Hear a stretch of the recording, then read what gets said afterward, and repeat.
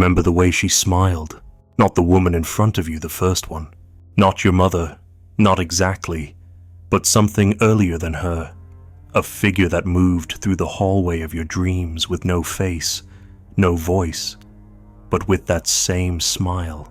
The kind that never reaches the eyes. The kind that watches you sleep. She wasn't innocent. She was waiting, behind curtains, behind softness, behind helplessness that didn't need help. You felt it. Even then, the strange way she looked at you when you cried. Not pity, not warmth, something closer to pleasure. As if your weakness gave her shape. And still, you chase that same smile in different bodies, different centuries. You offer yourself to the altar again and again, but you don't remember why you kneel, only that you must. Somewhere in you, a voice has been whispering. She was never innocent. You just weren't ready to see what she was. But you are now. A little more broken, a little more awake. So, go ahead, look again. You don't remember the moment it began, but your body does. It remembers the cold touch of the first rejection. It remembers the first time a woman looked at you not as a child, but as a thing, a need, a mirror, a mistake. You've always thought her gentleness was the truth, that softness meant safety, that the smile meant she cared. But the unconscious doesn't smile, it feeds. And behind that gaze, behind the lilt of her voice and the tremble in her laughter, there was always something else, something older, hungrier. She watched you fall for her. She knew exactly when. When your chest opened, when your mouth forgot its words, when you mistook her patience for purity. And she didn't stop you, because what she needed wasn't love. What she needed was something far more useful, a man disarmed. A boy who still thought his mother's touch was safe. You see, innocence is a weapon, not a virtue, and the more deeply you believe in it, the sharper it cuts when it turns. You thought her tears were real. You thought her silence was shyness. You thought her fragility meant she wouldn't harm you. But every cry you answered made her stronger. Every time you held her while she broke, she rebuilt herself using your spine. Every "I'm sorry you gave away" rewrote your desire in her language. You became fluent in her wounds, and you called it devotion. But she was never broken. She was waiting for the moment you'd stop seeing her and start needing her. You didn't fall in love. You collapsed into a role, the protector, the one who proves he's not like the rest. But the game was older than you, older than language. It's written into the structure of longing itself. Her body says, "Save me." But her gaze says, "Watch yourself." And you, trained by the first woman, the one who gave you breath and shame, in the same cradle you respond like you were built for this. You offer, and she takes. Not because she's evil, because she's deeper than your categories. She is unconscious desire made flesh. And your fear of her is what keeps her innocent. It's not her lies that trapped you. It was your need to believe them. Because if she is innocent, then your longing is pure. Then your hunger is holy. Then the ache in your chest is noble. But it isn't. It's ancient. It's animal. It's the ghost of the child who reached for comfort and found absence. Who learned to make a mother out of silence. And now you do it again. With prettier faces. Softer voices, but the wound is the same. You confuse helplessness for truth, and you confuse arousal with destiny. That's how she enters you, not through force, through permission.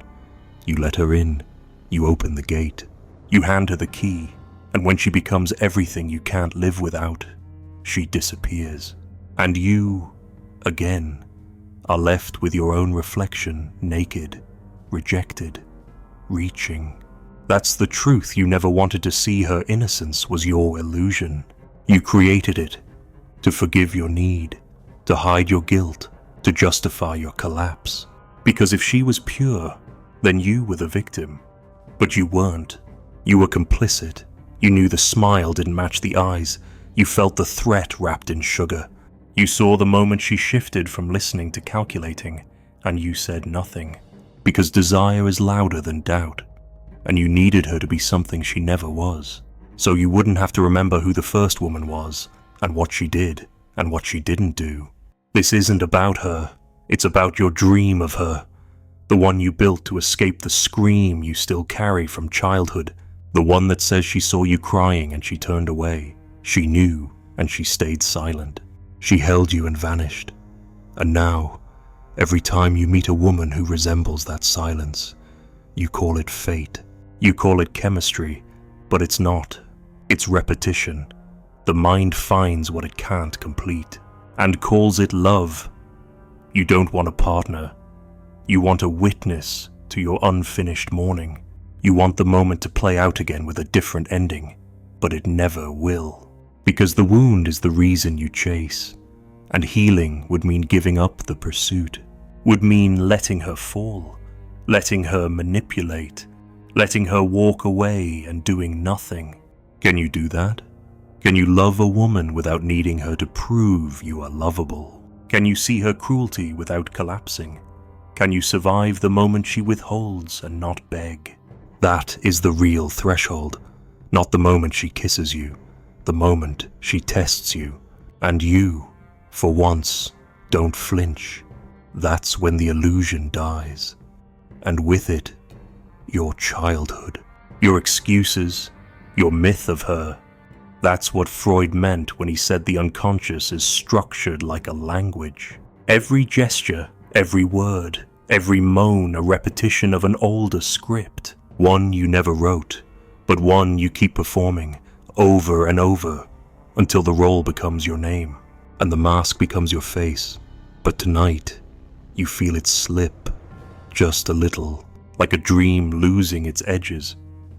And beneath her smile you see teeth, and beneath her innocence you see power, and beneath your devotion you see fear. Not of her, of yourself, of what you've given up in order to keep her soft, of how much truth you've denied to keep the dream intact. She was never innocent. She was never yours. She was only the screen you projected your hunger onto, and when it cracked, you blamed her. But it was you. It was always you. You never truly looked at her, only at the mask she wore for you, the one shaped like restraint, like modesty, like a porcelain figure untouched by desire yet saturated in it. And you believed that mask because it allowed you to protect your delusion. The myth that her purity made your lust sacred, that her hesitation cleansed your obsession.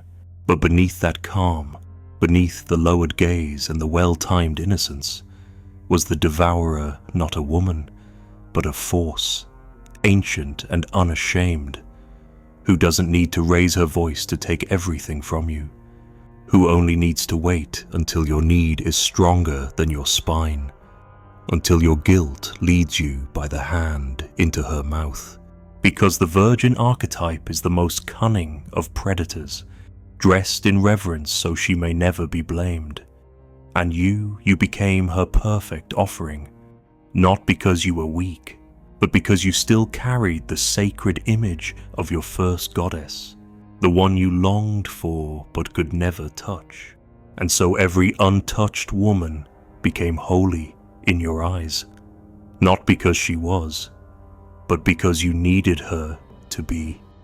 You needed to believe that something in this world could remain uncorrupted so that your hunger wouldn't damn you, so that your wanting wouldn't expose the boy you once were, caught staring at the curvature of your mother's back and not understanding why shame burned hotter than love.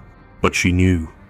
The woman in front of you always knew, because she was raised in the same theater, taught how to pause, how to pretend not to know, how to become the mirror you need her to be so you don't see the predator behind the performance, the devourer who plays the helpless one, the one who pretends your desire is new to her, when in truth she studied it longer than you've had breath.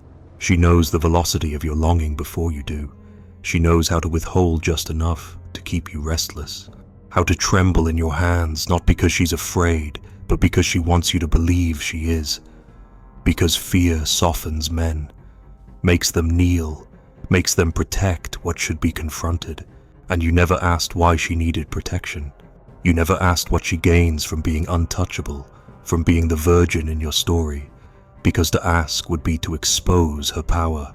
And to expose her power would mean seeing her not as your salvation, but as your equal, as your rival, as someone who uses you just as you use her. And that is the one thing you refuse to admit, that your attraction to innocence is not born of admiration, but of control. Because innocence implies submission, implies gratitude, implies that you will be her first and therefore her God. And that illusion strokes your broken masculinity like a mother's lullaby, singing that you are good, you are special, you are different, but it's a lie you pay for with years of devotion, with offerings of your strength and your patience. And when the mask finally slips, when the devourer beneath the virgin shows herself, you call it betrayal, you call it change, but it was always there, hidden behind the timing of her replies, behind the softness of her refusal, behind the "I'm not ready" that made you try harder, made you dig deeper, made you offer more. All while she gathered the pieces of your psyche like petals plucked from a flower you didn't realize was dying in your hands. And you want to blame her, don't you? You want to scream that she used you, that she led you on, that she knew what you felt. But here's the truth you choke on: she did know, and she didn't care. Not because she's evil, but because she's free in a way you're not. Because she's allowed to live in the unconscious, allowed to devour without consequence as long as she does it silently, symbolically, beneath the veil of romance. And you are trapped. Trapped in the role of the noble pursuer, the patient redeemer, the man who waits at the gates of her approval like a dog scratching at a door that will never open, because she has already decided how the story ends, and it doesn't end with your fulfillment, it ends with your sacrifice. And still you'll call it love, still you'll build altars in your mind and place her image on them, still you'll chase the next version of her, the next virgin, the next silent priestess who promises to redeem your desire by receiving it with holy reluctance. And all the while the devourer waits, beneath the dress, beneath the softness, beneath your delusion, feeding on the parts of you you're too ashamed to own, feeding on your need to be forgiven, to be chosen, to be wanted without having to want back. Because that's what the fantasy gives you: absolution, the chance to be desired without guilt, to take without being seen as a taker. But that's not how it works, not in the unconscious, not in the place where truth has no words but leaves fingerprints in the dark. And those fingerprints are all over you, aren't they? They're on your choices, your fantasies, your regrets. They're in the women you almost loved, the ones you obsessed over, the ones you feared were too sexual, too experienced, too self-possessed, because those women couldn't wear the virgin mask. And without that mask, you have no excuse, no myth to hide behind, only the raw exposure of your craving. And that craving terrifies you, not because it's dark, but because it's real, because it means you're not good, you're not noble, you're not saving anyone, you're seeking your own erasure. You're offering yourself to be consumed so you don't have to face the fact that you never left the womb. That every relationship is a reenactment of your need to return to the place before shame, before rejection, before knowledge. And she, the devourer, she knows this. She knows that what you call love is a regression to dependency, to helplessness, to the dream of being held without being judged. And she plays her part perfectly, doesn't she? She says just enough to keep you guessing, gives just enough to keep you starving. And when you finally see the pattern, When you finally realize the virgin was never real, she vanishes, leaving you with nothing but yourself, your guilt, your hunger, your shattered image of her, and worse, the creeping realization that you wanted it this way, that some part of you was complicit in your own undoing, that you allowed the mask because the truth was too unbearable, because the predator beneath her innocence reflected the predator in you, the one you've buried beneath virtue and patience and chivalry, the one that wants, that takes, that devours just like her. You never wanted her, not really. You wanted a feeling, a return, a resurrection of something that died too early to name. And so you chased it in the shape of a woman, mistaking her for the echo of a mother who wasn't there when you cried. Or worse, was there and looked away. And now, every time you fall in love, what you're really doing is crawling back to that moment, that silence, that soft betrayal covered in the scent of safety. And you think you're choosing her, the woman in front of you, but you're not. You're choosing the archetype she fits into, the template your psyche etched in desperation when you first realized that the one who gave you life could also give you pain. And you've been trying to undo that fact ever since, by finding her again, in sweeter forms, in more obedient bodies, in women who seem like they'd never hurt you, but they always do, don't they?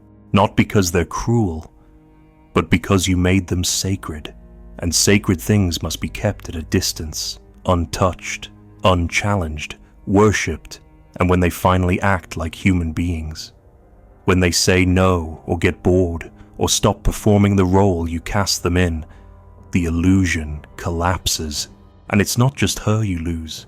It's the entire story you built your manhood on. The story that says if you love her right, if you protect her, if you give her everything, she will love you back the way your mother never could. And that's the core of it, isn't it? You're not asking for romance. You're begging for repair. You're looking for a woman to look at you and say what she never said, I see you, and I won't leave, but they always leave. Or you push them until they do. Because deep down, you don't believe you're worthy of that gaze. Not really. And the more you need it, the more power you give to the one who withholds it. And that's why you chase women who remind you of her, not because they'll save you, but because they'll confirm what you already believe, that love must be earned, that presence must be negotiated, that approval is a currency you'll never quite afford. And you play the same game every time, don't you? You show your soul too early. You reveal the child inside the man. And for a moment, they cradle it, not because they love you, but because it makes them feel powerful. And in that moment, you think you've been chosen. But it's never about you. It's about the story you both stepped into, the unconscious pact you signed without words. You will need, and she will provide until she doesn't, until she remembers her own hunger, her own shadow, and then she recoils, and you're left shattered. But it's not heartbreak, it's memory, it's the original wound resurfacing, and you call it love lost. But it's really just innocence returned to ash, and the tragedy isn't her, it's that you made her sacred, that you mistook familiarity for truth, and now you're angry, not because she failed you, but because she reminded you of what you refused to grieve, that the woman who birthed you was also the first to abandon you, that her love was never unconditional, that her silence left marks you've spent decades trying to translate through sex, through sacrifice, through obsession. And Freud was right, not about women, not about hysteria, but about you, about the way you project the mother onto the lover, the way you eroticize your need for approval, the way you turn every relationship into a test you hope to finally pass. And when you fail, you retreat, not just from her, but from yourself, from the unbearable truth that you've never seen a woman clearly. Only the ghosts you've painted over their faces, only the patterns you inherited, only the cycle you refuse to end because ending it would mean accepting that there is no return, that no woman can give you back what was stolen, that no touch can erase the shame you swallowed when you first saw her disappointment. And so you remain trapped, cycling through devotion and resentment, through idealization and contempt, through worship and withdrawal. And every time she leaves, you say she was the wrong one, but deep down you know she was the perfect one, the exact one you needed to repeat the wound, to replay the ritual, to trigger the grief you won't face directly. And maybe that's why her love hurts so much, because it was never love. It was always a shadow, cast by the first absence, the first betrayal. And every moment she was kind to you felt like a glimpse of paradise. Not because it was real, but because it echoed what should have been and never was. And now you're tired. Aren't you tired of chasing the image? Tired of bleeding in her hands and calling it fate? Tired of pretending that this is what love is, when it's not. It's a performance, a trance, a mutual hypnosis, where you pretend to be strong and she pretends to be pure, and neither of you can breathe, because the roles are prisons, and the bars are your illusions. And somewhere deep down, you know it's you who must break first, not her. You who must stop asking her to heal you, to mother you, to confirm you exist, because that need, that wound is older than any woman, and no woman should carry it. No woman can complete the story you began writing before you had language. No lover can reach the boy curled in the corner of your soul, still waiting for her to come back. And when you see that clearly, when you feel it without flinching, you begin to see her not as a savior, not as a betrayer, but simply as a mirror, cracked, distorted, maybe cruel, but a mirror all the same, reflecting not your future, but your past, not your desire, but your mourning. And the moment you stop blaming her is the moment you begin to see yourself, not the mask you wear to win her, not the pose you strike to deserve her, but the boy, the man, the ghost, whatever remains, once the illusions have died. And in that moment, there is no love, no hate, no need to prove anything. Only silence, only space, only the truth you've spent your whole life avoiding, that the woman you loved was never her, and never could be. She was the shape you gave your grief, the color you painted your pain, the mother you wanted to rewrite. And the moment you see that is the moment her innocence dies, not because she was guilty, but because you finally stopped lying to yourself. She walks away and you don't follow, not because you're free, but because the thread has snapped. The stage is empty now. The altar is dust. You look down at your hands and find them empty, not of her, but of the story. No more goddess, no more sinner, just the mirror, and a name you no longer believe in. Somewhere behind your ribs, a question remains, not spoken, not formed, only felt like teeth beneath a kiss. You were never chasing love. You were chasing the silence before the cry. And now, the silence has returned. But it's not hers. It's yours. And it won't let you look away.